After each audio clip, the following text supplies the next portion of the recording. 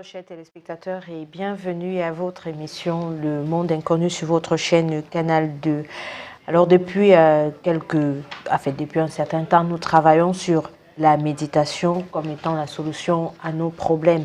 Et ce soir encore, nous allons rester dans ce thème, mais avec des angles tout à fait différents. Je vais laisser le soin au professeur Emmanuel Dipote qui m'accompagne et qui est d'ailleurs le concepteur de l'émission, de nous présenter les différents angles de ce soir. Bonsoir, professeur. Bonsoir, Laura Gatt. Bonsoir renouvelé, comme à chaque fois, aux téléspectateurs des canaux de International, ainsi que à ceux qui nous suivent sur YouTube. Alors, nous allons avoir notre chronique en deux volets. Le premier volet, la personne, la conscience de soi et l'âme. Deuxième volet, nous allons parler de l'éducation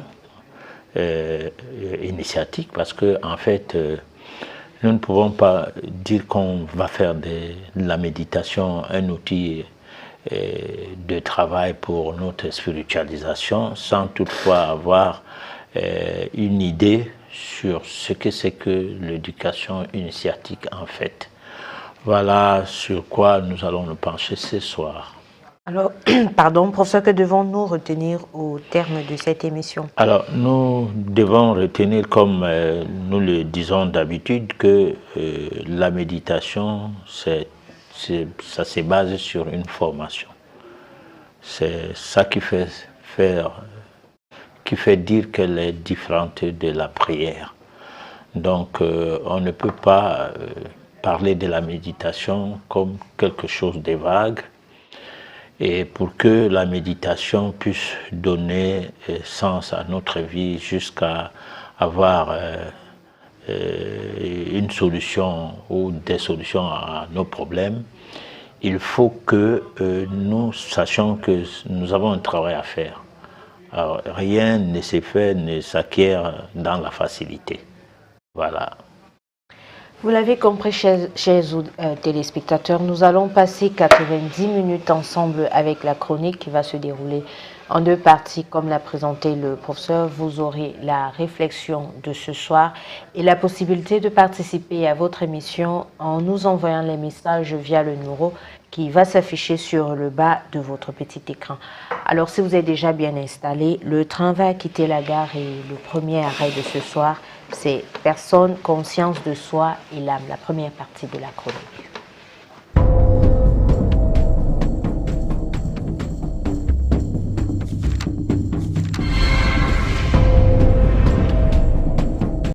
Méditation, la solution à nos problèmes, chapitre 17. La personne, la conscience de soi et l'âme. Une fois de plus, abordons la question du manque d'éducation spirituelle. Pourtant, c'est elle qui devrait nous permettre, en tant que personne, de parvenir à la dimension humaine, avec la pleine conscience de soi et dans une meilleure appropriation de son âme et la vie face à la volonté. Tout devrait connaître une évolution spirituelle sans faute. Et le phénomène de Dieu par rapport à nous devrait être facile pour notre compréhension. Car chaque personne est la vie manifestée sous une forme complexe. Ce qui veut dire que chacun d'entre nous doit savoir que la vie c'est Dieu et que Dieu c'est la vie. Et puisqu'indiscutablement la vie est en chacun de nous, on doit comprendre aisément que nous vivons parce que Dieu est au-dedans de nous. Ce qui fait dire aux créationnistes que nous avons été créés par ce Dieu, alors que celui-ci sommeille tout simplement au-dedans de nous. Et parce que nous ne savons pas comment relativiser notre existence vis-à-vis de la vie, il n'est que normal que nous nous égarons à cause des concepts de tous bords, alors que la métaphysique est là pour nous aider à cet effet, de connaître Dieu de par le décryptage des mystères de l'implémentation de l'essence de vie, outre la vie au-dedans de nous. Le plus naturellement possible, elle nous donne un savoir de mieux s'accommoder aux principes qui se définissent par le maxime mystique « Connais-toi toi-même afin de connaître Dieu ». Et ce n'est qu'après que vous allez savoir le plus mystiquement possible qui est Dieu. Et c'est à partir de la réponse qui s'ensuivra que vous allez connaître qui est Dieu. Reprécisons qu'avant de chercher Dieu, il ne faut pas aller ailleurs, au ciel par exemple, mais il faut tout simplement rentrer au-dedans de soi pour le retrouver et communier avec lui. Tout se passe selon la manière de réfléchir juste, donnant l'accès au raisonnement qui va déboucher à la raison. Et c'est la raison qui va faire jaillir la vérité, voire l'absolu. Ici, nous sommes dans un pan de la recherche de Dieu véritablement et non dans le spectre de l'adoration. Nous ne serons jamais à même d'établir l'existence de la connivence entre Dieu à l'intérieur et à l'extérieur de nous si nous ne nous approprions pas des données liées à la connaissance donnant un sens à son existence. Pourtant, c'est ce qui est le début de la compréhension qui permet de savoir que la personne est le corps, la pensée et le moi d'une interdépendance des uns des autres. Sauf qu'il faut retenir que l'âme n'est ni consciente ni inconsciente. Elle relève de l'essence de la vie. Sous une couture d'expressions diversement variées, l'âme ne peut qu'en être différenciée des autres compartiments de chaque personne, tant de son corps physique que de ses pensées. Ce n'est qu'à travers une discipline rigoureuse, en faisant quotidiennement attention à tout, que nous parviendrons au mieux d'appréhender la connaissance des fonctions mystiques qui nous interpellent spirituellement et qui, l'expérience aidant, nous conduisent à la maîtrise de l'usage de nos différents moi, une réelle pleine conscience de soi.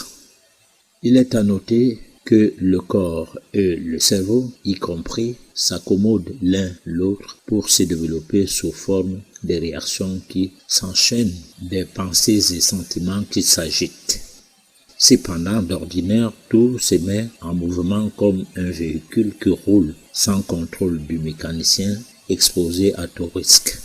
Le manque de prise de conscience de soi met l'âme sous le prisme d'un grand péril, abandonnant le corps à lui-même au point où la pensée s'en fait ses propres réactions. Et l'homme devient esclave de son propre système, se dotant inconsciemment d'une existence sans vie, sans lendemain spirituelo-divin. Baignant dans de la fantaisie de ses appétits à cause de ses propres faiblesses, il se retrouve dans ce monde de tourbillons créé par lui-même car aveuglé par ses propres passions. Résultat, rien de surprenant parce que l'homme est resté dans un état de cause qui lui offre de tout temps le tragique spectre des spectacles désolants de ces multiples civilisations et progrès techniques. Pourtant, c'est la cause première qui l'éloigne du véritable sens de l'humain, l'empêchant de se diviniser. Incapable de dompter la bête en lui, il lui est donc difficile de développer ses pouvoirs divins, alors que, sans eux, à grand jamais, il ne sortira son être intérieur de la prison où il se trouve, et ce dernier demeurera à l'état latent pour toujours. Plus on revient sur la personne, la conscience de soi et l'âme, parce que la dernière édition, on avait commencé avec le moi, le surmoi. Aujourd'hui, on parle de personne. Commençons par définir les différents thèmes. Personne, conscience en soi, conscience de soi et puis l'âme. Bon, disons, nous sommes en train de nous acheminer vers la connaissance de ce que c'est que la volonté. C'est ce que nous avons dit l'autre jour. Alors, cette édition, c'est-à-dire ce chapitre, le chapitre 17 qui est proposé à cette édition, nous met en relief entre le moi, la personne humaine que nous sommes, et l'âme. Donc, l'âme restant toujours dans le sillage de moi, et ayant bien compris comment les choses se passent, ou bien cherchant à bien comprendre comment les choses se passent à ce niveau, nous pourrons donc voir maintenant dans les prochaines éditions comment se manifester la volonté en nous. Parce qu'on dit souvent qui veut peut. Alors si nous voulons que notre vie change, c'est que nous pouvons. Mais si nous ne le voulons pas, nous ne le pouvons pas. Mais comment? Alors donc la personne, c'est ce qui est du corps physique et qui est en fait la partie la plus connue de tout un chacun. Mais c'est surtout ce qui est du corps subtil, qui n'est pas physique, qui rentre dans les méandres du subconscient et qui peut être vu d'une autre manière. D'où nous avons essayé d'expliquer lors de la dernière édition les différents moi, le moi conscient, le moi inconscient et le moi supraconscient. Et nous avons essayé de coiffer tous les 3 mois-là par le moi supérieur. Et tout cela, c'est ce qui s'individualise, du moins ce qui fait partie de ce qu'on peut appeler une personne. Bon, une personne qui n'est donc pas à la hauteur de comprendre comment ces différents moi fonctionnent. Et comme un enfant qui ne sait même pas comment il s'appelle. Peut-être habité par une maladie, le genre autisme, ou par moment il ne reconnaît plus son nom. Nous devons donc dire que c'est en prenant conscience de soi, parce que nous parlons de la conscience de soi, en prenant conscience de sa personnalité, en prenant conscience de son existence en tant qu'être humain, en prenant conscience que nous ne sommes pas différents des autres personnes, des fois parce qu'il y a souvent le petit esprit esclavagiste qui voudrait que certaines personnes soient de moins que rien, et fait en sorte que ces personnes formatées par le biais de l'environnement qui fait prospérer l'inégalité sociale, alors laisse croire que nous sommes différents les uns des autres. Bien évidemment, la diversité en fait partie de l'existence des individus que nous sommes, mais forcément, quant à croire qu'il y a des races supérieures, il y a des personnes supérieures à d'autres, c'est chimère parce que nous mourrons de la même manière, nous vivons peut-être pas de la même manière parce qu'il y en a qui vivent dans l'abondance matérielle. Ayant perdu le sens spirituel, l'abondance matérielle devient nuisible finalement à leur vie. Et ceux qui vivaient dans l'abondance immatérielle, ayant perdu le sens spirituel, jalousent ceux qui vivaient dans l'abondance matérielle. Ce qui fait donc que la prise de conscience de soi n'est donc pas possible. Ça finit par être quelque chose qui doit être mis à la disposition de gens par des guides. C'est-à-dire, on doit apprendre aux gens à prendre conscience d'eux-mêmes. Là, nous allons nous retrouver sous plusieurs registres, mais le plus prisé à l'heure actuelle, c'est le développement personnel. Voilà. Alors, professeur, vous dites qu'il faut apprendre à se connaître et quelque part dans la chronique, vous nous dites la personne, c'est le corps, la pensée et le moi.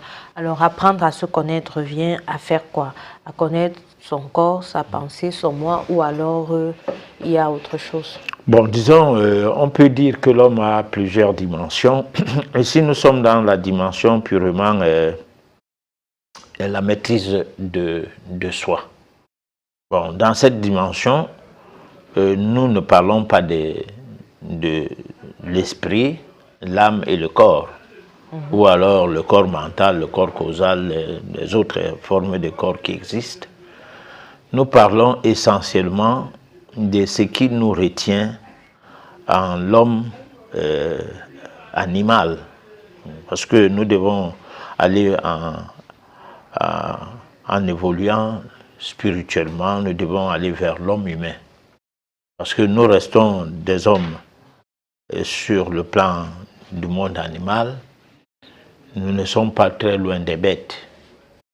Nous sommes peut-être en train de penser que nous avons eu un développement quelque peu par rapport à la bête, mais sauf que la nuisance de la bête va dans le sens des lois de la nature. Parce que le lion, quand il est rassasié, il ne chasse pas. Bon, il préfère mourir de faim que de chasser et de faire des réserves. Mais l'homme, ses réserves ont commencé avec l'agriculture où il doit avoir des provisions. Les provisions d'arachides, les provisions de tubercules, les provisions de ci et de ça, les provisions aujourd'hui continuent avec des sarderies et tout, mais ces provisions-là même ne sont pas très utiles de nos jours. C'est le compte bancaire. Bon, parce que les provisions que nous avons aujourd'hui sont de nature à acheter même les consciences des gens. Alors, chacun peut avoir du riz chez lui, il peut manger, il peut boire et tout, mais il ne peut pas avoir de l'argent. Même ceux qui ont de bons salaires, ça arrive à se faire corrompre. Hein? Je veux mon regard avec les membres du gouvernement parfois. Alors donc, la pensée doit être quelque chose qui doit être enseigné à l'homme. Comment l'homme doit penser. C'est pourquoi ici, nous parlons du corps de la pensée et du moi. La pensée vient faire quoi? Là où peut-être on parlera de l'esprit, mais simplement parce que si nos pensées de manière globale redeviennent justes, le monde va changer. C'est-à-dire, il n'y aura plus de lobby, il n'y aura plus de groupes de mafiosistes qui gèrent le monde au travers des vedettes qui sont les chefs de l'État. Parce qu'ils sont comme nous sommes à la télé. Le vrai travail se fait par des techniciens. Mais nous sommes face aux caméras, c'est nous qu'on connaît. Alors le vrai travail, souvent dans les gouvernements, ça se fait derrière les présidents de la République, prétendument votés démocratiquement, parce que la démocratie occidentale veut dire le vote est arrangé, où il n'y a pas de querelle après. S'il y a les querelles, vous passez pour quelqu'un qui est contre l'État. Mais organiser les votes dans des États en mettant en place des personnes qu'on va appeler des dictateurs, d'une autre manière encore pour prouver qu'il y a une différence des classes. Tout cela, c'est chimère, tout cela, c'est des rêveries. Ça va changer, le monde va changer, qu'on le veuille ou pas. Parce que la gestation qu'on connaît là maintenant dans le monde, les soubresauts du monde occidental, fait preuve d'une incertitude, d'une certaine classe personne donneuse de leçons, qui commence à perdre le nord, et qui dans cette perte de nord, ont perdu le sens même de la maîtrise de soi, tant du point de vue individuel que du point de vue collectif. Alors, nous rentrons dans une phase où le monde va basculer. La race la plus prédominante qui se veut la race dominante par rapport au rapport de force est en train de perdre leur atout qui avant on avait beaucoup de considération à cette race. Je parle des Occidentaux, bon, qui ont établi les races. Bon, par contre, c'est un problème de couleur de peau.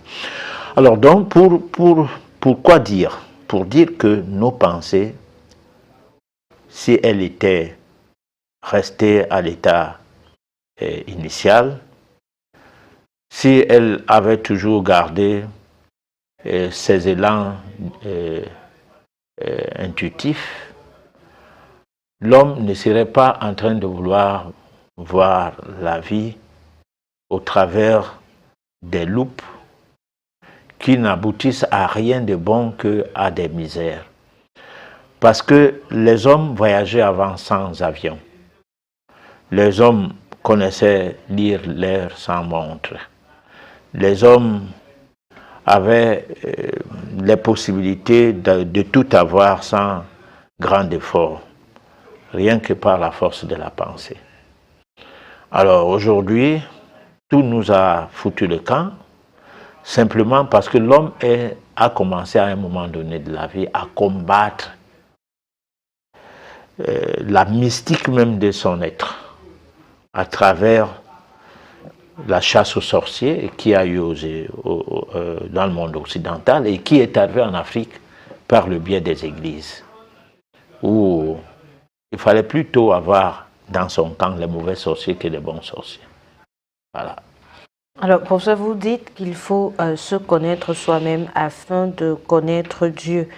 Mais est-ce que Dieu, c'est aussi une personne avec corps, pensée, moi? En quoi est-ce que la connaissance de nous pourrait nous permettre d'avoir la connaissance de Dieu? Alors, disons, si nous nous connaissions, c'est que nos pensées ne seraient pas les mêmes comme celles que nous avons maintenant. Si nous nous connaissions, nous devrions savoir, on allait savoir à quoi sert notre corps physique. Mais nous ne savons pas à quoi ça sert. La preuve, nous mettons beaucoup d'importance à ce corps-là, alors que c'est quelque chose de très périssable en nous. Parce qu'en fait, le corps physique ne sert que pour un temps, et un temps extrêmement court.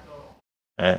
Ça peut être un temps de quelques semaines pour le bébé qui n'est à peine né et il meurt, donc de quelques jours, ou de quelques heures, de quelques mois, de quelques années. Difficilement de 100 ans.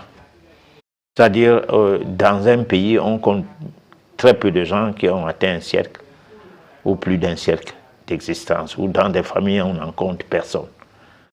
Alors, dans ce corps-là, qu'on accorde trop d'importance, est en rapport avec la matière.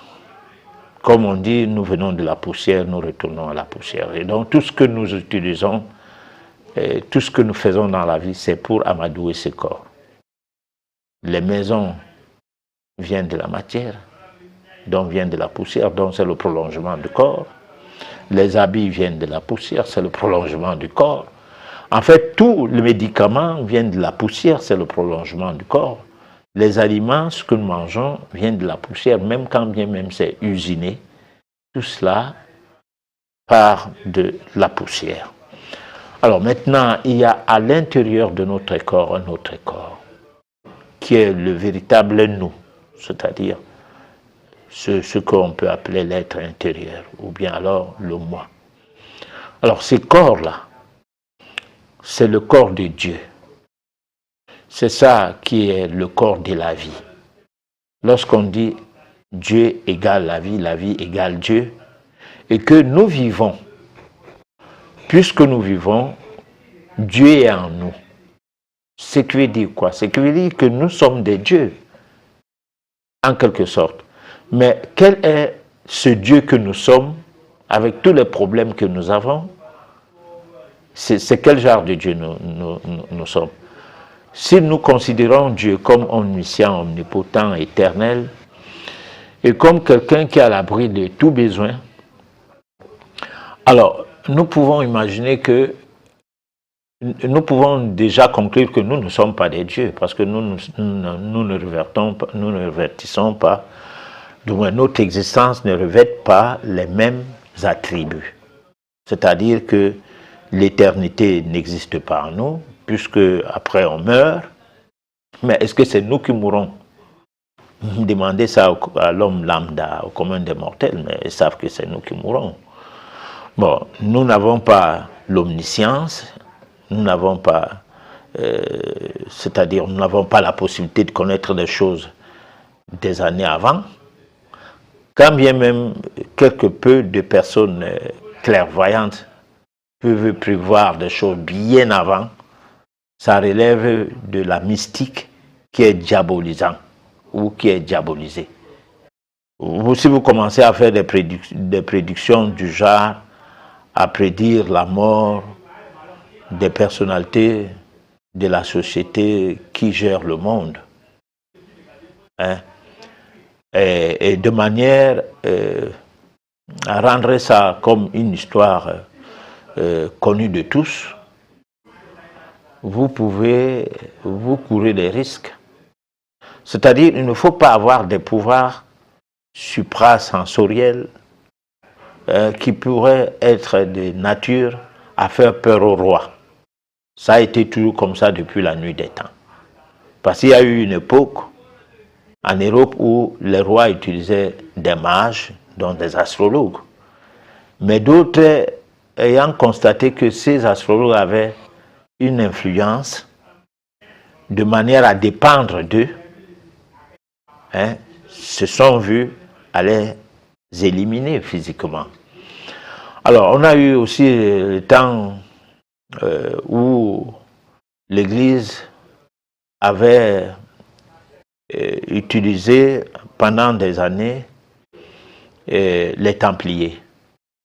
Mais à un autre moment, d'autres papes avaient constaté que l'influence des Templiers devenait plus présente et ils commençaient à dépendre de ces Templiers, y compris le roi.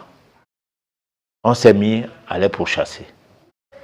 Donc, à chaque fois que ceux qui gèrent la société, n'étant pas médecins, économistes, juristes, c'est-à-dire il n'y a pas un concours pour devenir un président de la République ou un roi qui puisse faire que vous avez aligné toutes les connaissances nécessaires qui vous permettent de gérer la société.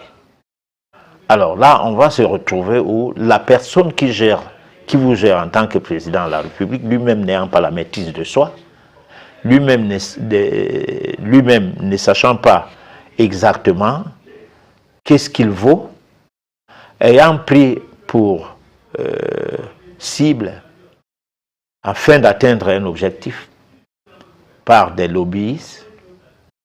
Alors finalement, il ne fait que se faire entourer aussi des gens qui ne peuvent que répondre à ses attentes. C'est-à-dire un chef de l'État ne doit pas avoir un président de la République et ne doit pas avoir des ministres qui, quand il parle, qu'ils se mettent à lui regarder en face sans s'incliner. Bon, tu as devant toi un roi, un président et tout, mais tu lui portes allégeance. Voilà. Alors, professeur, vous aviez commencé par nous, en fait, vous aviez, dans la chronique, vous nous aviez donné en quelque sorte le cheminement pour pouvoir arriver à se connaître soi-même. Vous parlez d'abord du raisonnement, ensuite de la raison, et après viendra la vérité ou encore l'absolu. Alors, comment est-ce qu'on fait pour se mettre sur la route du raisonnement pour arriver à la raison? Alors, la première chose, c'est la réflexion. Et nous avons dit au début de ce programme de méditation que nous sommes en train de proposer qu'il faut éviter le passé. Éviter de ce que disaient les parents, de ce que le quartier disait, ou l'environnement où on grandit, mis dans vos têtes certaines idées. Évitez ce qui se disait dans votre approche avec l'Église ou les religions. Évitez ce qui vous a été enseigné de l'école primaire jusqu'aux universités ou jusqu'aux écoles supérieures. De prendre tout ça comme des acquis qu'on peut se servir à un moment donné. Là, je m'explique.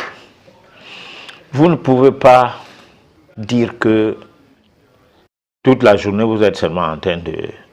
Vous mettez une bouteille d'eau dans la bouche et vous ne faites plus rien que de boire de cette eau-là, en fait, un tuyau d'eau, voilà, dans la bouche, parce qu'une bouteille, ça va se vider. Mais un tuyau d'eau, non, il y a un temps pour boire de l'eau. Bon, alors, il y a un temps pour manger, il y a un temps pour dormir, il y a un temps pour se récréer un peu, regarder par exemple un film, ou un temps pour travailler. Bon, on peut parler de l'emploi du temps par rapport à la journée. Alors, mais est-ce que lorsque on est en train de boire de l'eau, directement on est en train de penser au repas? Vous risquez de boire des travers. Vous êtes en train de boire de l'eau, oubliez d'abord le repas. À moins que vous buviez à table, ça dépendant que vous mangez, vous buvez. Là, c'est autre chose. Mais vous avez mangé à l'heure du repas, l'heure assignée pour le repas a été là. Maintenant, vous entrez dans la phase où vous faites d'autres choses dans la journée, mais peut-être que vous êtes auto-prescrit le fait de boire de l'eau séquentiellement, de temps en temps. Alors, donc, il faut savoir dire que ça, c'est ce que disaient mes parents. Qu'est-ce que j'ai vu de ça qui me soit utile pour la suite de ma vie? Et là, on commence à réfléchir. Parce que souvent, on a l'impression qu'on réfléchit trop, alors qu'on ne réfléchit pas. On est sur des chantiers battus, et où on n'a pas besoin de changer ou de bouger quelque chose dedans. Papa et maman vous ont amené à l'église catholique, vous êtes catholique, fervent catholique. Si quelqu'un n'est pas catholique, ça veut dire que pour vous, il y a quelque chose qui manque dans sa vie. Et pourtant, ça, c'est le choix de vos parents qui part sur un principe que vous ne connaissez pas. Vous n'avez pas posé la question à votre mère ou à votre père que pourquoi vous êtes catholique. Et qu'elle ait répondu à cette question de manière réfléchie. Et ou de manière à vous donner le sens du pourquoi vous devrez demeurer catholique ou alors musulman. Non, vous êtes musulman, c'est tout, vous faites vos 5 prières par jour, ça va. Bon, il n'y a aucune question à se poser, on ne sait pas comment ça a commencé, mais on sait que c'est là. Alors, donc, il faut donc se dire, j'ai été catholique, qu'est-ce que ça m'a rapporté? J'ai été musulman, j'ai eu quoi de ça? J'ai été... Bon, qu'est-ce que tu voulais même avoir de ça? Parce que c'est aussi des questions. Tu vas commencer à se poser la question, qu'est-ce que j'ai eu du catholicisme par rapport à tes diplômes, par rapport à tes biens matériels et tout. Alors, mettant de côté le côté spirituel, le côté moral, qu'est-ce que dans mon environnement catholique, protestant, musulman, moralement, à réfléchir sur ça, qu'est-ce que je gagne à rester musulman, à rester catholique, chrétien et tout, qu'est-ce que je gagne? Alors ici, qu'est-ce que je gagne? C'est pas que tu pries, tu manquais de logement, un frère sort de nulle part et te donne où dormir. Tu pries, tu n'avais pas de diplôme parce que tu as prié, alors paf, tu as les diplômes. Ah, c'est pas de ça qu'il est question. Ce qui est question, c'est de qu'est-ce que ça t'apporte par rapport à ta dimension spirituelle. C'est ce qui fait dire donc que on va de la réflexion vers le raisonnement. Le raisonnement t'amène à trouver la raison d'être de ce que c'est, dans le sens que c'est quoi ça, c'est-à-dire le pourquoi ceci, le pourquoi cela. Alors cette raison d'être des choses va t'amener à connaître la vérité. Parce que la vérité n'est pas quelque chose d'individuel ou bien de collectif, mais c'est quelque chose qui va dans le sens d'inébranlabilité de la raison. La vérité, c'est la raison. Et la raison n'est pas ma raison. ou la raison globale d'un certain nombre de gens assis sur des préceptes et des concepts, gérant un environnement social à leur guise. Non. La raison, c'est qu'est-ce qui peut nous faire à ce que nous puissions évoluer de manière à ce que le divin qui est en nous, donc que j'appelle Dieu, se manifeste dans notre quotidien. Voilà. Sans que ce soit des récits bibliques ou bien coraniques, ou je ne sais pas moi de quel livre, Baha'i, bouddhique et tout. Voilà. Alors, on va proposer aux téléspectateurs la deuxième partie de la chronique et on se retrouve juste après pour la suite de votre émission.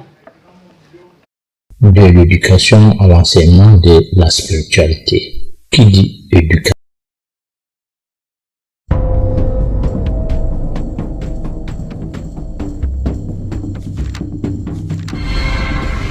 De l'éducation à l'enseignement de la spiritualité. Qui dit éducation dit initiation. Et l'enseignement, c'est quoi donc? L'enseignement est défini comme étant la transmission de la connaissance par l'aide à la compréhension et l'assimilation. Cela induit un fait, l'intuition. Et l'intuition devrait provoquer un fait initiatique. Probablement, l'enseignement est un ensemble d'activités d'un mouvement scolaire sous forme de leçons tirées d'une quelconque expérience, même si celle-ci ne donne pas satisfaction en termes de résultats sérieux. Malheureusement, éduquer ou enseigner, tel que vous en êtes héritier, cela n'est qu'un long processus résultant des concepts et imaginations qui partent de l'époque médiévale avec pour instituteurs principaux des parents. Ils n'enseignent justement que leur propre façon de voir les choses. Et l'école classique d'aujourd'hui en a été l'héritage dont les origines trouvent ses bases sur le fait de lire et écrire. On a affaire à l'école française ou l'école romaine. Compteur de ce qui est de l'école de mystère datant depuis l'arrière-antiquité, en principe celle de l'Égypte. Une école où l'éducation initiatique sert de base pour toute formation. Parce que la base de l'école classique a été tronquée, qu'elle ne prend pas sa source sur le caractère primordial de toute science liée à la spiritualité, voire celle qui s'intéresse à l'observation, l'expérimentation et le résultat, que tout est tombé en dérision. Car l'école classique est bel et bien celle qui produit des résultats d'un feu de paille jamais concret.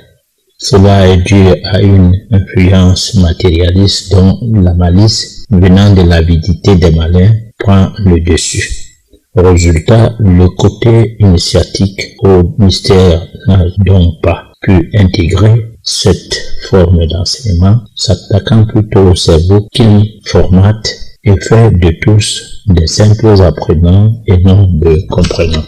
On y obtient des diplômes sans savoir comment respirer, comment manger, ou encore à quoi sert véritablement le fait de consommer l'eau. C'est en fait une école où le mensonge, le mercantilisme, le propagandisme et autres formes de corruption mentale font l'apanage d'une communication qui fait ombrage à la vraie formation sciatique, profitant aux étudiants de la vraie école. L'enseignement et de l'éducation. Quelle différence pouvons-nous faire entre les deux termes? Bon, moi je crois qu'il y a une différence. On peut enseigner sans éduquer. C'est même pourquoi on parlait de l'enseignement souvent, enseignement supérieur, et puis on dit ailleurs éducation de base. Bon, je ne sais pas, bon, peut-être que c'est des termes qui entrent dans ce que les personnes qui parlent la langue française disent que ce n'est que des termes sémantiques ou quoi. Mais si nous prenons de manière philosophique ces termes, on peut enseigner sans éduquer, c'est-à-dire que on fait savoir des choses aux gens Mais ces choses-là ne vont pas entrer dans le cadre de ramener à l'homme de veiller sur lui, tant du point de vue moral que du point de vue éthique. Bon. Parce que l'initiation, c'est ce que font les animaux. Le chien éduque son enfant. Donc, l'initie à la vie des chiens. C'est-à-dire, il lui dit, voilà comment nous vivons. Un chien ne vivra jamais comme le chat. Le chat, la même chose. Alors, le noir devrait éduquer son enfant en disant, voilà comment nous les noirs, nous devons vivre. Nous ne pouvons pas vivre comme les blancs. Alors, ça allait être une initiation, parce que c'est derrière l'initiation que l'évolution d'un peuple s'est faite.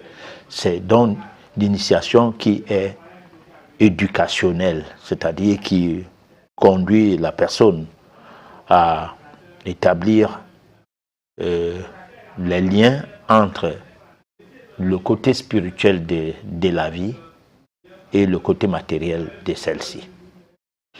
Alors, prenons par exemple, aujourd'hui, on veut soigner le monde entier de la même manière. Alors, ce qui est manque d'éducation, c'est un enseignement. On enseigne à soigner. Un médecin français soigne comme un médecin camerounais. Pourquoi? Parce que le médecin camerounais a été enseigné dans la même école que le médecin français. Bon, et on se retrouve dans une situation d'environnement différent. Par exemple, au début de la colonisation ou de la pré-colonisation, parce que nous sommes en néocolonisation maintenant, nous ne sommes plus dans le registre de la colonisation, on parlait de maladies tropicales. Bon, aujourd'hui, on n'en parlait plus. Essentiellement, c'est-à-dire qu'on essayait de former les gens pour la prise en compte du fait que sur les tropiques, il y a une autre manière d'être malade. C'est-à-dire que les gens qui vivent l'équateur ne peuvent pas être malades, avoir les mêmes pathologies que les gens qui sont dans l'extrême polaire, l'extrapolaire. Bon. Mais avoir les choses à l'heure actuelle, on a l'impression que le climat sur la planète Terre s'est uniformisé. C'est-à-dire, ceux qui sont tués par la canicule sont pareils comme ceux qui doivent avoir le même traitement en matière de santé en des périodes de canicule, pareil comme ceux qui sont sur les tropiques, qui n'ont pas les mêmes réponses climatiques que ceux de l'autre côté dont la canicule fait partie de leur grippe. Alors, d'une part. D'autre part, on constate que, parce que là, franchement, il n'y a pas de démocratie en matière scientifique. C'est-à-dire qu'il y a la pensée unique. Vous devez penser comme tout le monde. Et tout le monde, c'est qui? C'est celui qui définit le modèle de pensée. Alors là, nous revenons du point de vue métaphysique. Ça ne permet pas à l'homme d'évoluer normalement dans la société à partir du moment où il doit cesser de penser comme il peut le faire de manière innée, comme cela peut bien être de lui un don, de penser juste, de mieux penser, qu'à penser à des choses qui ne servent à rien, qui sont des choses de divagation, soi-disant scientifiques, et qui détruisent même physiquement et métaphysiquement son être. Bon, donc, il y a un problème de prise de conscience qui voudrait bien que nous fassions attention. C'est ce que j'essaie de dire.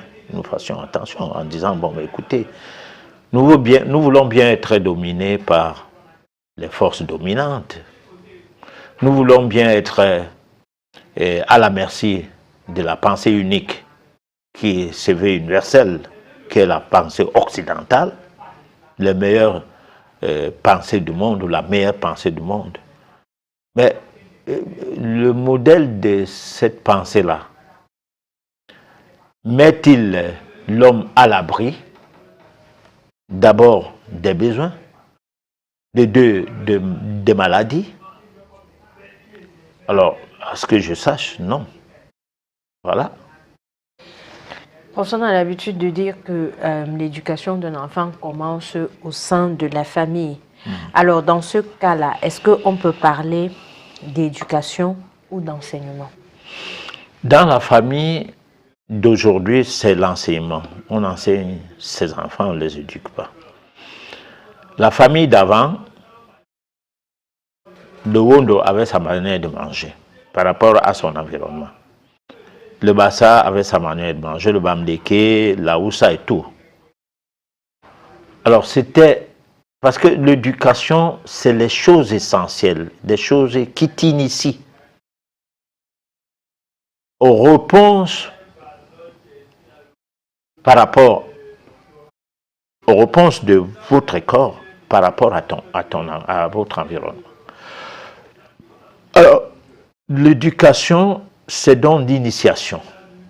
Il y a dans les familles un côté initiatique et un côté éducationnel. Mais c'est des familles traditionnelles, c'est-à-dire qui sont restées avec un esprit traditionnel qui continue à faire valoir le côté initiatique à leur milieu. Les familles classiques qui mangent des produits vivriers et qui trouvent que dans les produits vivriers, il n'y a rien de bon dedans, qui trouvent que les produits usinés, c'est-à-dire, quand je parlais de produits vivriers, je parlais des plantes médicinales qui sont parfois plantées par certaines personnes ou qui sont entretenues par certaines personnes qui font partie de l'initiation à la santé. Comment s'initier à la santé, parce qu'en fait, la santé est en rapport direct avec les lois de la nature. La médecine est en rapport avec les lois de l'artificialisation de l'être humain. Bon, ce n'est pas les mêmes rapports. Et là, on enseigne la médecine, on ne s'initie pas en médecine. Parce que s'il faut établir les bonnes différences sur ce que c'est que l'enseignement et ce que c'est que l'initiation, peut-être l'art médical pouvait rentrer dans le registre de l'initiation dans le domaine de la santé, parlant de la médecine. Mais cet art-là n'existe pas, ou n'existe plus. Ce qui existe maintenant, c'est les prescriptions des produits usinés, bon, qui ont pour but d'agir sur le tout de suite, hein, et après rien. C'est-à-dire que vous avez une plainte et tout de suite on résout le problème, vous rentrez content, mais la maladie fait son petit bonhomme de chemin jusqu'à devenir chronique. Alors donc, éduquer la masse. Si aujourd'hui on mène des actions éducatives dans les radios et les télévisions, il n'y aura plus jamais de pandémie. Si aujourd'hui on mène des actions éducatives dans les radios et télévisions, dans ces outils de communication, il n'y aura plus de misère de la même manière que ce que nous avons aujourd'hui comme misère. Parce que beaucoup de nos misères sont créées par nous-mêmes pour avoir créé un environnement misérable, hein, qui fait en sorte que les classes s'étant établies, la domination de l'homme par l'homme ayant pris corps par le biais de la charte de l'impérialisme, par exemple, l'être humain ne s'identifie plus comme un humain, s'identifie comme une bête de somme. Voilà. Alors, pour ça, vous dites qu'au sein de la famille, en principe, on devrait être dans le cadre de l'éducation et non de l'enseignement. Alors, actuellement, on peut constater, si on se base sur ce que vous dites, on dira donc qu'actuellement, c'est plus l'enseignement que l'éducation dans la société. Mais bien sûr. Maintenant, qu'est-ce qu'il faut faire pour, je vais dire, retourner la donne pour qu'il y ait plus d'éducation et moins d'enseignement? C'est très compliqué. D'abord, ne parlons pas nos langues. La langue a un facteur culturel qui se traduit par le fait même de sérialiser dans son environnement. Mais lorsque on utilise les langues d'emprunt, comme le français par exemple est une langue dominante, où le français lui-même ne s'en sort pas de cette langue, parce que ce n'est pas une langue naturelle, c'est une langue artificielle, puisque en France il y a plusieurs groupes ethnologiques qui ont leur langue, mais que c'est la langue d'État qui a été imposée à ces Français-là même. Ou l'anglais qui est une langue qui sort de la couche de Jupiter d'une certaine personne, bon, et qui s'officialise et qui devient même une langue d'affaires. Par rapport aux multiples langues qui naissent du fait de l'environnement, parce que les langues sont par rapport à l'environnement aussi. Si vous êtes né d'un même père et d'une même mère, mais qu'il arrive que vous vous éloignez, c'est-à-dire que les circonstances de la vie vont jusqu'à vous imposer le fait que, au lieu de vous entretuer, que chacun aille trouver une place ailleurs. Alors, vous tombez dans un environnement où il y a des cours d'eau, il faudra donner les noms à ces cours d'eau-là. Par rapport à l'environnement dont vous sortez, où il n'y avait même pas d'eau. Vous n'avez jamais vu l'eau d'où vous sortez, et vous voyez l'eau pour la première fois. Donc, vous avez un mot de plus par rapport aux langues, à la langue utilisée de d'où vous sortez. Parce que les langues sont par rapport à l'environnement. Et le côté culturel de la langue, c'est que les mots qu'on prononce émettent des vibrations. D'où, en prononçant certains mots, on peut bénir, en prononçant certains mots, on peut maudire. Alors, maintenant, lorsque on n'est plus dans le registre de sa langue, on est comme une personne qui a une Bible avec plusieurs versions. Et qui a plusieurs, du moins, on est comme la Bible à plusieurs versions. C'est-à-dire, si vous lisez la version du second, et que vous lisez une partie de la Bible du genre les psaumes de la Bible, et que vous voulez les utiliser pour faire vibrer votre environnement en vue d'attirer un certain genre de bonheur, ne serait-ce que sur le plan matériel ou alors sur le plan spirituel. Le fait de lire dans une Bible où les mots ne sont pas originaux, vous n'êtes pas en train d'utiliser ces livres au même titre que celui qui lit la version dont les textes sont originaux. Par exemple, les psaumes, j'ai choisi à en parler parce que c'est le livre des Coptes.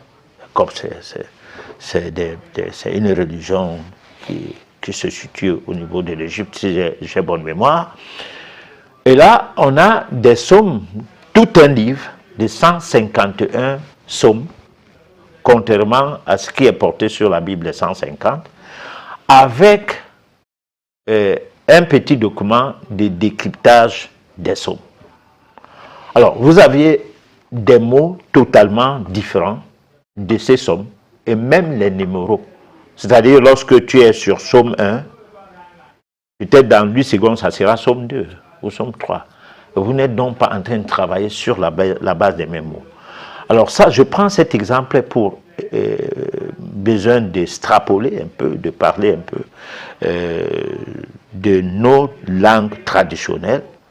Si, par exemple, vous faites des cérémonies de désenvoûtement à des personnes qui viennent d'ailleurs, vous devez les faire en langue qu'ils comprennent, simplement pour les rassurer que vous ne faites pas du charabia. Mais si vous faites ça en votre langue, les personnes vont douter un peu de ce charabia-là. Dire que oh, je suis arrivé là aujourd'hui, c'était autre chose. Mais sauf qu'il faut toujours introduire la cérémonie avec sa langue, ne serait-ce qu'en quelques mots, pour que les entités qui sont en rapport avec le travail que tu fais, parce que en tant que patriarche, en tant que je ne sais pas qui, le rapport que vous avez avec vos entités, c'est le moment idoine d'établir le contact avec elles pour pouvoir les demander de secours afin que vous portez ce secours à la personne qui vous a fait confiance. Bon, donc la tradition initiatique, ça se fait en famille. Et de nos jours, elle n'est plus possible. Nous tous, nous parlons des langues, la langue étrangère à nos enfants. Parce que quand cela commençait, moi, j'étais déjà né, il fallait parler le français à l'enfant pour lui faciliter l'acquisition de, comment je peux dire, de la compréhension de ce que on va lui donner comme cours. Parce qu'un enfant qui était... On avait remarqué que les enfants qui grandissaient dans les villages et qui avaient un bon niveau, par exemple, qui avaient le CEP, parce qu'à l'époque, il y avait d'abord le CEP, le BEP c'est venu après, écrivaient bien la langue française, mais parlaient mal cette langue. Voilà. Ça, quand il fallait écrire, c'était totalement bien, mais n'en parlaient pas mal. N'en parlaient pas bien. C'était très, très difficile pour eux de communiquer. Et beaucoup d'entre nous ont connu ce problème par rapport au petit enfant qui aujourd'hui va parler français jusqu'à étonner tout le monde, à peine 3 ans ou 2 ans et demi d'âge. Voilà. Donc c'est un enfant en déphasage avec son milieu, totalement. Et en déphasage avec le milieu dominant également, parce qu'il n'est qu'hybride. Voilà. Alors, professeur, si nous sommes dans un niveau où on a plus enseignement et pas éducation, est-ce que vous pensez que le fait peut-être de renverser la situation éducation pourrait apporter quelque chose de plus dans la connaissance de soi, puisque ce soir on parle de la personne, la conscience de soi et l'âme. Le but à un moment, c'est de trouver un moyen pour apprendre à se connaître afin de se spiritualiser ou alors de rencontrer le Dieu qui est en nous. Alors, comment est-ce que l'éducation pourrait arriver à cette fin-là? Alors, l'éducation, cette fois-ci, lorsqu'on l'a perdue à la base, on ne l'a pas eu de ses parents, on ne l'a pas eu au quartier où on a grandi, on ne l'a pas eu de l'école, qui est une hégémonie qu'on a mis, du moins, un mécanisme hégémonique qu'on a mis en place pour pérenniser la néocolonisation, par exemple le cas des Noirs d'Afrique. Alors, donc, on se retrouve donc où en termes d'éducation? C'est pourquoi nous proposons donc cette émission pour essayer d'amener les gens à prendre conscience qu'il y a du travail à faire s'ils sont à la recherche de Dieu. Parce que le tout n'est pas de dire, parce qu'il y a des fois, moi, quand je discute avec un membre de la famille qui écoutait cette émission une fois comme ça en passant, ou bien certains amis qui ne sont pas très intéressés aux travaux spirituels, parce que les travaux spirituels qui nécessitent à ce que on y mette du temps ou on y mette de soi ne les intéresse pas. Ce qui les intéresse, c'est les travaux spirituels, du moins le genre de spiritualité qui voudrait qu'on aille se divertir le dimanche quelque part, bien habillé. Et à la sortie de là, on boit ses bières, on boit le vin, on mange le poulet et tout. Bon, on est spirituel parce que le dimanche, on n'a pas manqué au culte, ou c'est pas quoi. Bon, alors, me pose la question souvent si je crois en Dieu. Voilà. Mais maintenant, c'est pourquoi il faut relever l'équivoque. Qu'est-ce que c'est que une personne qui n'est éduquée en rien, qui n'est initiée à rien, et qui pense que Dieu est juste un amusement. Et pourtant, quand il veut avoir le baccalauréat, il prend le temps, hein, de l'acide jusqu'en terminale, des années durant, pour avoir le niveau du bac. Mais pour avoir le niveau spirituel de la compréhension de sa divinité, de la divinité en soi, ou avoir le niveau spirituel qu'il faille avoir pour commencer à penser un peu qu'on connaît Dieu, hein, ou qu'on a appréhendé les méandres de quelque chose qui peut faire en sorte que on dise bon voilà, quelque chose a changé en moi, parce que c'est pas parce que je suis né de nouveau pour une nouvelle adhésion quelque part d'autre, ayant tourné le dos aux églises traditionnelles ou aux religions traditionnelles. On n'est plus musulman, on est dans l'église de veille, ou on n'est plus catholique, on est dans l'église de veille, par exemple. Ah non, c'est pas ça. C'est-à-dire, qu'est-ce qui change fondamentalement dans ta vie? Bon, peut-être ce qui change, c'est que toi, tu n'avais pas la prise de conscience que ce que tu fais n'est pas bon. C'est-à-dire à chamailler avec les gens, à calomnier et tout. Mais que tu avais des prédispositions à ne pas le faire. Et que tu te retrouves que le pasteur ou le prêtre ait parlé de ça une fois comme ça, et que tu dises, oui, attends, moi-même l'affaire de faire le commérage, là vraiment le Congo, ça c'est pas bien. Et tu dis, ah, si je n'entrais pas à l'église, je n'allais pas vraiment savoir que Dieu n'aime pas le commérage. Non. Puisque tu fais d'autres choses plus graves que ça, et on en parle là-bas tout le temps, ça ne te dit rien. Mais ce dont tu es prédisposé, tu penses que c'est l'église qui t'a changé. Non, tu allais toujours découvrir que, puisque tu étais prédisposé à cette découverte, tu allais toujours découvrir qu'il ne fallait pas verser dans des histoires commères et tout. Bon. Et là, ce n'est pas un effort que tu as fait qui t'amène à changer, non. C'est juste une prise de conscience qui est cadrée avec ta nature, qui t'amène à changer. Par contre, le changement qui est réclamé, ça voudrait donc dire quoi? Ça voudrait dire que tu mets à côté tout ce qu'on t'a dit avant. Et sans toutefois rejeter tout ce qu'on t'a dit avant, tu prends donc élément par élément, tu réfléchis, tu raisonnes, et tu trouves la raison de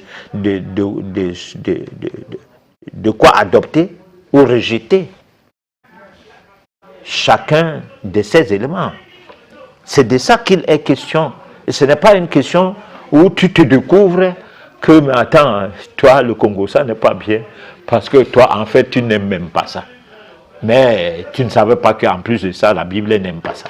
Ou bien le Coran. Bon. Alors, non. C'est que tout ce qu'on dit du Coran, ou tout ce qu'on dit de la Bible, t'intéresse. Mais à quel niveau et comment? Tout ce qu'on dit de la famille, de ton environnement, toutes les idées qu'on a à l'égard des autres, hein, qui se disent à l'intérieur de ta famille, bon, ça te dit rien. À partir du moment où, en raisonnant, tu ne trouves plus la différence entre tel groupe ethnologique ou tel groupe, c'est pas moi, linguistique, ou tel groupe, du moins, les différences pour toi deviennent la diversité.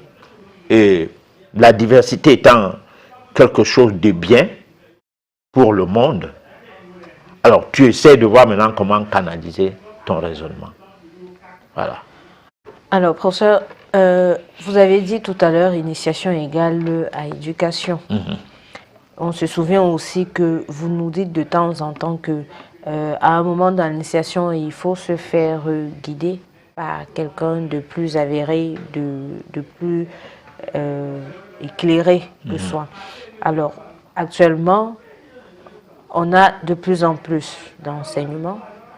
Dans nos villages, on n'a presque plus, si on peut les appeler comme ça, les vieilles personnes qui sont censées, les patriarches qui sont censés être les guides.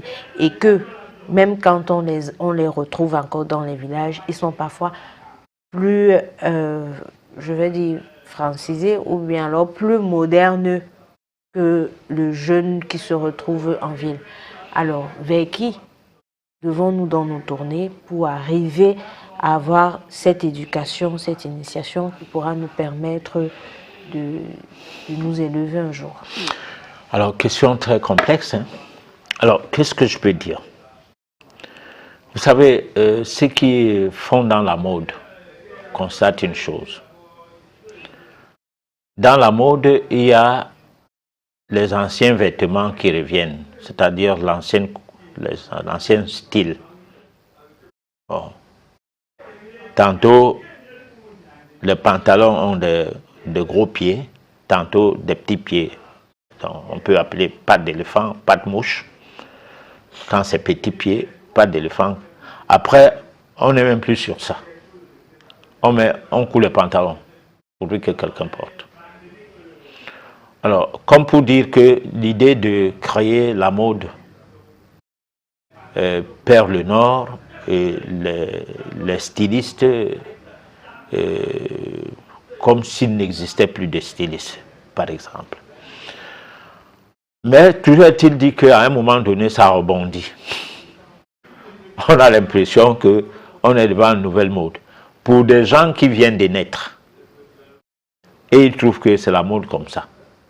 C'est-à-dire, tu as ton enfant qui a peut-être 20 ans, 18 ans, s'habille d'une certaine façon que on avait abandonné il y a peut-être 2 décennies, donc plus de 20 ans aujourd'hui, on n'en parlait plus. Et toi, tu t'étais habillé aussi comme ça quand tu étais petit, mais aujourd'hui, tu n'es plus prêt à t'habiller de la sorte.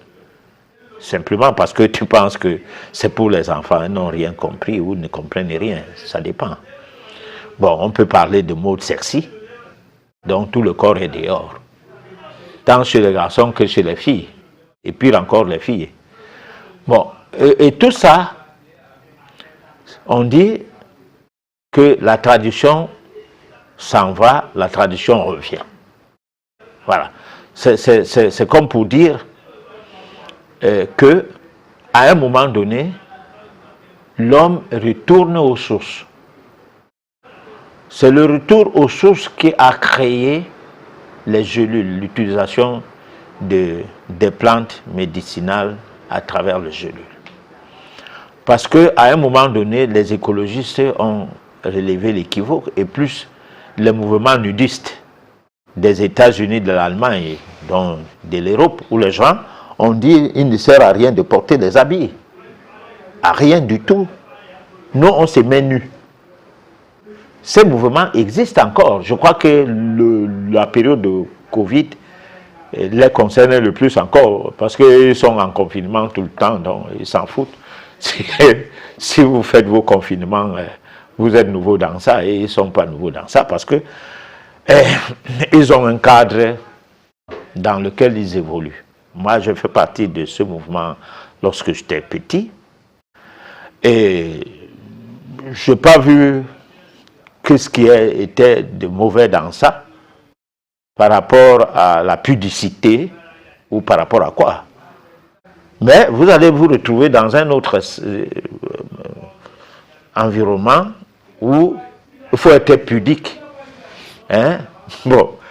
Alors, donc, ça veut dire quoi? Ça veut dire qu'à un moment donné, l'homme réalise qu'il était sur un mauvais chemin. Et ce moment, quand il arrive, on ne peut pas l'empêcher.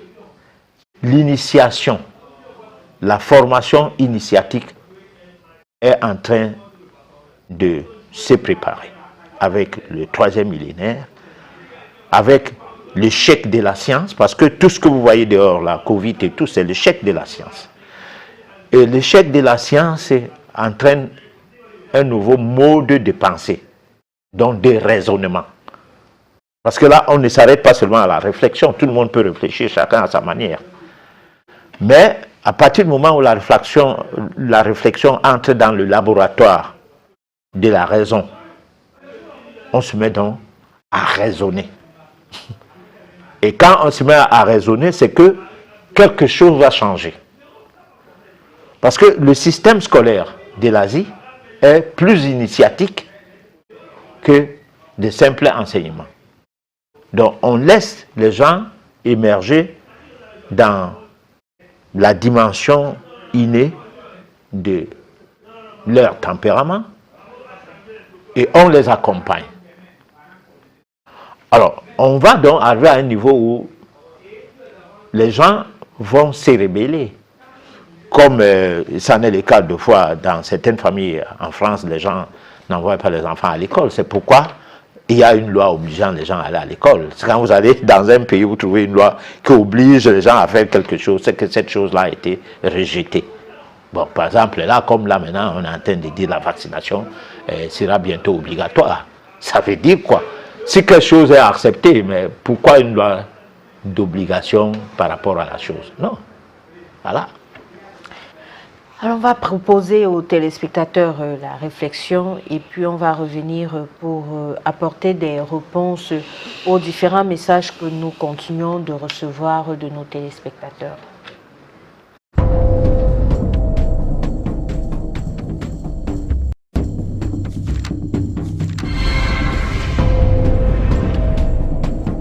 À votre avis, quelle est l'industrie la plus rentable aujourd'hui? L'automobile?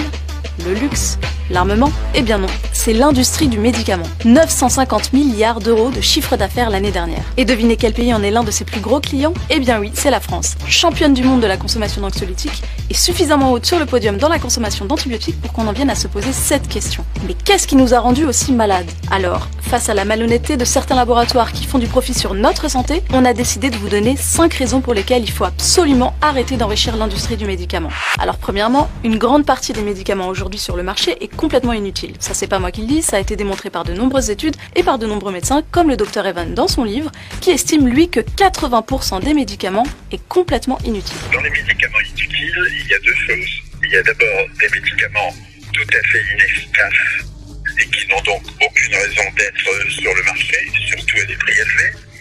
Mais il y a aussi des médicaments efficaces et même très efficaces qui sont inutiles parce qu'ils sont prescrits à des malades qui n'en ont aucun besoin. Deuxièmement, les laboratoires utilisent l'expertise de certains médecins pour inventer de toutes pièces des maladies qui n'existent pas. Ça fait très théorie du complot et pourtant, ça existe. Ça s'appelle le façonnage de maladies. Une de ces maladies inventées qui est l'ostéoporose. À savoir que l'ostéoporose, c'est comme les rides sur la peau ou les cheveux blancs, c'est le vieillissement. C'est pas une maladie, c'est l'évolution normale de l'espèce humaine, ou d'ailleurs de toute espèce. Les chiens aussi font de l'ostéoporose. Mais il n'y a pas que l'ostéoporose, il y en a beaucoup d'autres, de maladies complètement inventées, la dysphorie prémenstruelle des femmes, le syndrome d'hyperactivité avec beaucoup d'attention des enfants, et puis pour moi, et pour beaucoup d'autres aux États-Unis et en Angleterre, l'histoire grotesque du cholestérol qui tient absolument pas la route. Un rapport de l'IGAS, l'Inspection Générale des Affaires Sociales, estime que les laboratoires dépensent en moyenne 25 000 € par an et par médecin pour les influencer. Parmi les plus généreux, Novartis, Servier, MSD, Sanofi, Pfizer, qui dépensent chaque année des millions d'euros pour chouchouter les médecins. Face aux nombreux scandales, l'État a mis en place un nouvel outil qui vous permet de savoir si votre médecin est sous l'influence d'un ou de plusieurs labos. Il suffit d'aller sur ce site et de taper le nom de votre médecin et vous verrez tous les avantages qu'il a perçus. Troisièmement, les industries pharmaceutiques préfèrent élargir le nombre de malades pour vendre plus de médicaments plutôt que de réellement les soigner. C'est ce qu'on en vient à penser quand on voit qu'au fil des années, plusieurs seuils de diagnostic ont été manipulés pour faire plus de profit. Je m'explique. Le seuil de diagnostic, c'est ce qui apparaît sur votre prise de sang et qui détermine si vous êtes malade ou pas. Par exemple, on était pendant des années considéré comme malade quand on avait un taux de 240 mg de cholestérol par litre de sang. Ce taux a été réduit de quelques milligrammes, passant de 240 à 200, ce qui a augmenté le nombre de patients de, tenez-vous bien, 42,6 millions, soit une augmentation de 86% et un marché en or pour les laboratoires. Quatrièmement, les laboratoires s'enrichissent en spéculant sur leurs brevets et en vendant leurs molécules à des prix exorbitants. Prenons un exemple concret, le laboratoire américain Gilead. Son médicament, le Sovaldi, lui a permis de réaliser en un an 12 milliards d'euros de bénéfices, et ce au détriment de nombreux patients à travers le monde qui n'ont pas eu les moyens de se soigner. Gilead est le seul laboratoire qui a cette molécule, et cette molécule est à des prix que personne ne peut s'acheter. En France, chaque malade soigné avec ce médicament coûte 41 800 € à la sécurité sociale. Aux États-Unis, 77 000 €. Mais ce médicament vendu à 500 € l'unité en France ne coûte que 7 € au Bangladesh, pays très pauvre qui, face à l'urgence sanitaire, a décidé de copier cette molécule pour la vendre à des prix raisonnables et soigner sa population. Alors pourquoi est-ce qu'on ne fait pas la même chose? La situation est inacceptable parce que la France avait justement, de longue date, depuis près de 60 ans, une disposition légale. Le gouvernement déclenche ce qu'on appelle une licence d'office, en anglais Non-Commercial Governmental Use, une utilisation à des fins non commerciales par le gouvernement.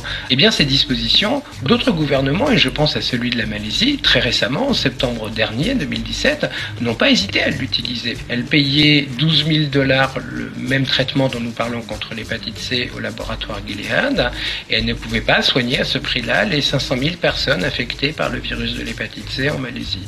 Elles ont donc déclenché cette licence d'office et elles ont pu recourir à une version générique à 300 $. Elles ont divisé par 40 le prix. Ce qui nous amène à notre cinquième et dernier point pour lequel il faut absolument arrêter d'enrichir les industriels du médicament. La France en est l'une des principales victimes. On ne peut pas dire qu'ils sortent que l'industrie pharmaceutique française sorte des médicaments innovants depuis quelques années. Donc, moi j'avais fait les calculs sur une liste emblématique en France qui s'appelle la liste des médicaments onéreux. Et donc, en gros, 70% des dépenses sur cette liste étaient le fait de laboratoires américains, les Anglais, la Suisse. En fait, ces trois-là, on a 70% des dépenses en France. Alors, qu'est-ce qui pousse les autorités politiques et sanitaires françaises à faciliter un tel marché? Les intérêts financiers sont énormes. C'est peut-être la peur pour les pouvoirs publics d'ouvrir la voie vers un autre mode de régulation du prix du médicament. Et là, la pression des industriels est vraisemblablement énorme pour empêcher le gouvernement français, pour empêcher les gouvernements des pays de l'OCDE de recourir à ce type de dispositif. Mais alors, pourquoi continuer à enrichir des laboratoires qui préfèrent de loin nous voir malades que nous aider à guérir?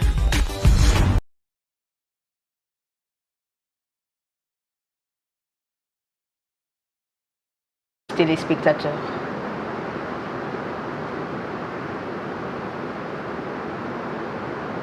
On va demander bien sûr si la technique est prête, le SOS téléspectateur.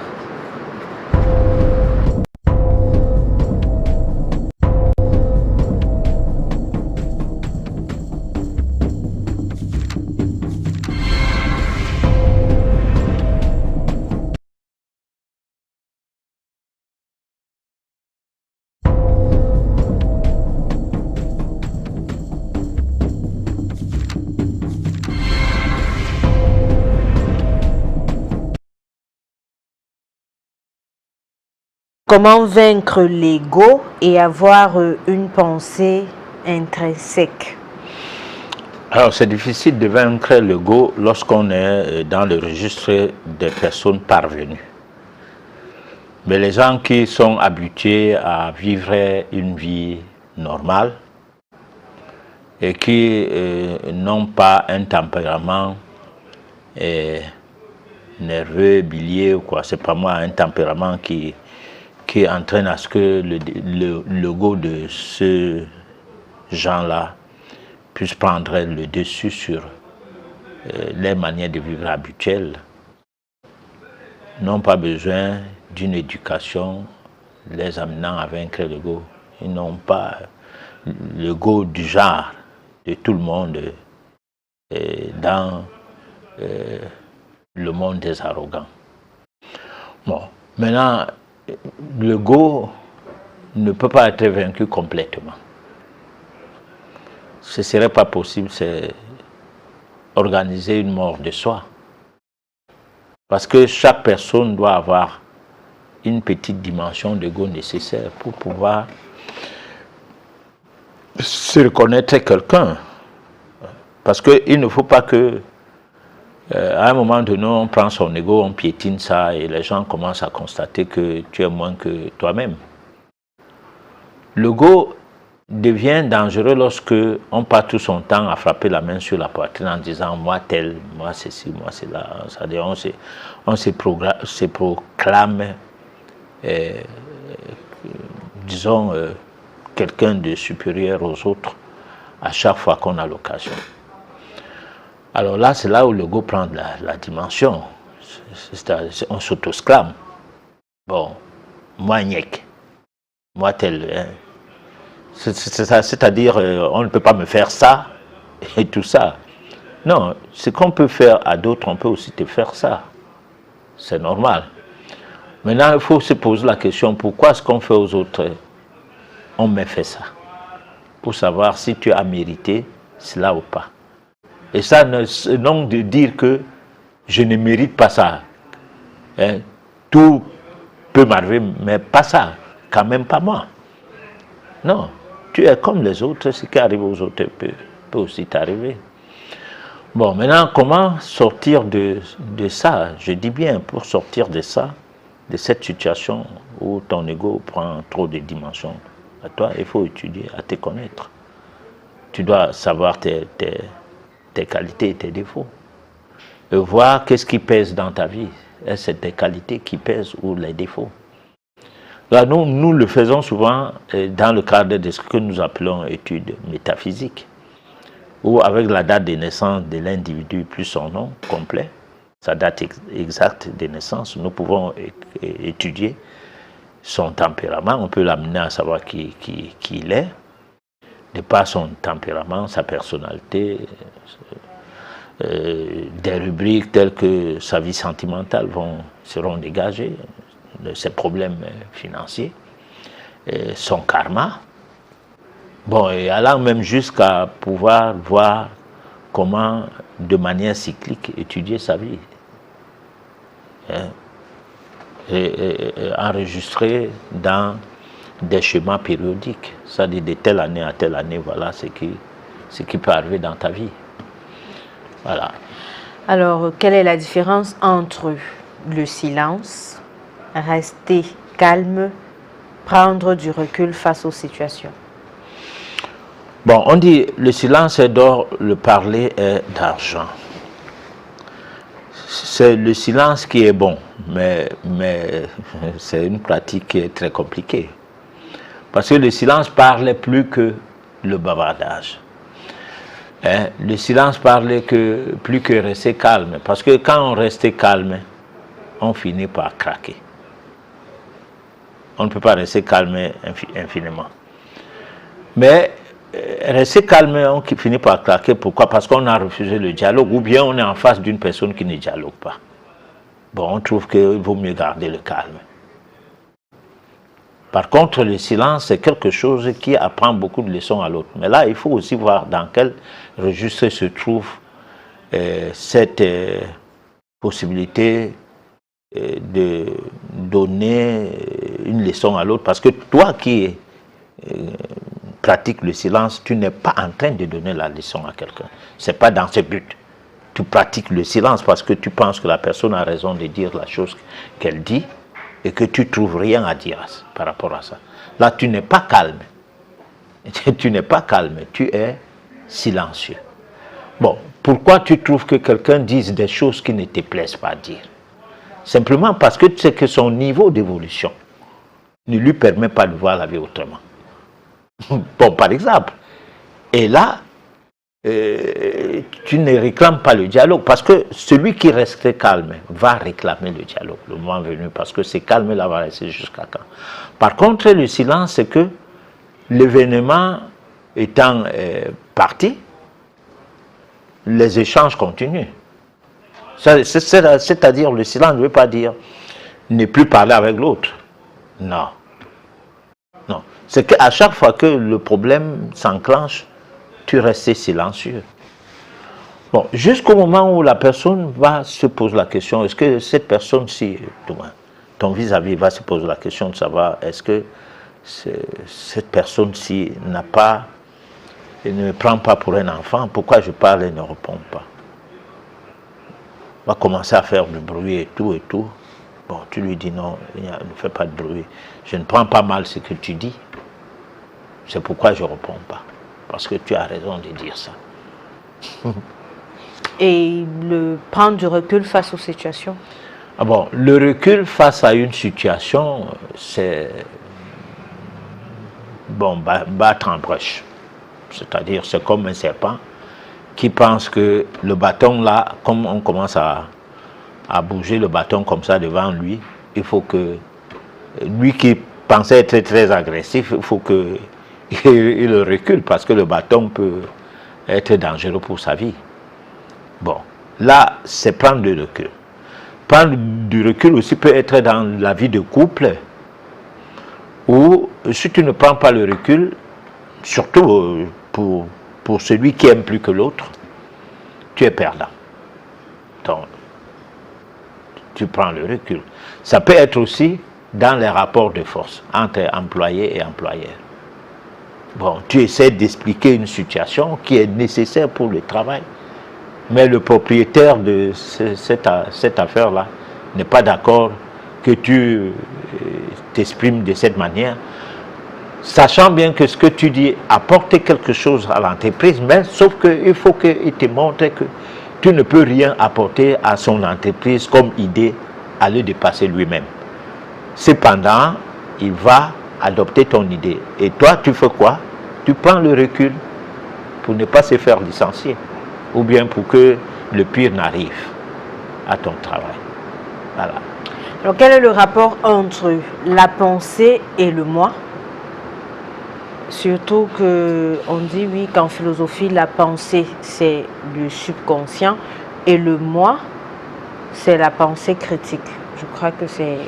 Bon, mais alors, nous ne sommes pas en philosophie livresque, parce que la philosophie livresque, c'est le récit des philosophies obtenues des autres. La philosophie de Socrate n'est pas comme la philosophie de Descartes. La philosophie de Descartes n'est pas comme la philosophie d'Aristote ou Pline. Bon, ici, nous sommes dans une philosophie globale, c'est-à-dire une philosophie qui ne fait pas l'unanimité pour des gens qui ont des idées préconçues. Alors, la pensée fait partie du mécanisme du cerveau, beaucoup plus, qu'il faut tuer, remplacer ça par un autre mécanisme, celui de l'intérieur, du cœur. Alors, bon, maintenant, il disait quoi? Pensée ou quoi? Rapport entre pensée et moi. Alors, le moi, c'est dedans. La pensée, c'est un peu en haut. C'est-à-dire, la pensée, ça peut être le ciel. Le moi, c'est la terre. Voilà. Maintenant, quel rapport? Il y a toujours des rapports. Parce que la pensée influence le moi. Parfois, le moi, non. Le moi commence à influencer la pensée à partir du moment où le moi prend de l'emprise sur l'être que nous sommes au travers des travaux de la personne que nous sommes, menés dans le but de faire parler ou de faire fonctionner notre moi intérieur, notre être intérieur. C'est comme avoir pris conscience que, c'est-à-dire je prends conscience que moi, c'est pas mon corps. Hein? Moi, c'est moi qui est interne. Comme un chauffeur qui prend conscience que la voiture, c'est la voiture, lui, c'est lui. Il ne se confond pas avec la voiture, avec le véhicule. Parce que le moi est le chauffeur, devrait être le chauffeur du corps physique. Devrait être le chauffeur du corps physique. Mais tel n'est pas le cas. Alors, tant que les pensées qui lient le moi au corps, du corps au moi, ne sont pas apprivoisées, alors ce désordre-là va toujours continuer. Voilà. Alors, comment réussir une bonne méditation? En prenant soin de noter tout ce que nous disons. Et là, bien évidemment, ce n'est pas évident. C'est pourquoi on a dit la méditation, ça s'apprend. Ça s'apprend sur les bases initiatiques et autres. Voilà. Alors, professeur, nous sommes arrivés déjà au terme de l'émission. Un dernier mot avant de la conclure? Alors, on a dit qu'on va progresser vers la volonté, le pouvoir de la volonté, parce que qui veut peut. Alors, comment faire pour faire la méditation parce qu'on veut? Puisque c'est le chemin à suivre vers comment s'acquérir des outils qui permettent de mieux construire son véhicule qu'est la méditation pour suivre le schéma spirituel qu'il faut afin de devenir divin, ou bien afin que le divin qui est en nous puisse être pressenti par nous-mêmes et finalement puisse prendre corps à nous jusqu'à le transparaître au vu et su de tout le monde. Alors, si vous voulez savoir ce que c'est que la volonté, comment avoir un esprit de, on dit comment, de combatif, parce que parfois, on dit chez le Bassa, le Hemle, je crois bien. Hemle. Voilà. Donc, si vous voulez savoir comment travailler cela et comment avoir cette volonté qui pourra vous permettre de faire face à toutes les situations que vous allez rencontrer dans la vie, prenez rendez-vous pour mardi prochain sur Canal 2 à la même heure pour une autre édition du Monde Inconnu. D'ici là, je vous souhaite de passer une excellente soirée et n'oubliez pas que vous pouvez réécouter votre émission sur YouTube. Pour vous, chers téléspectateurs, qui n'avez pas reçu de réponse à vos questions, nous ferons le nécessaire pour que d'ici la fin de la semaine, vous puissiez avoir les réponses. Bonsoir.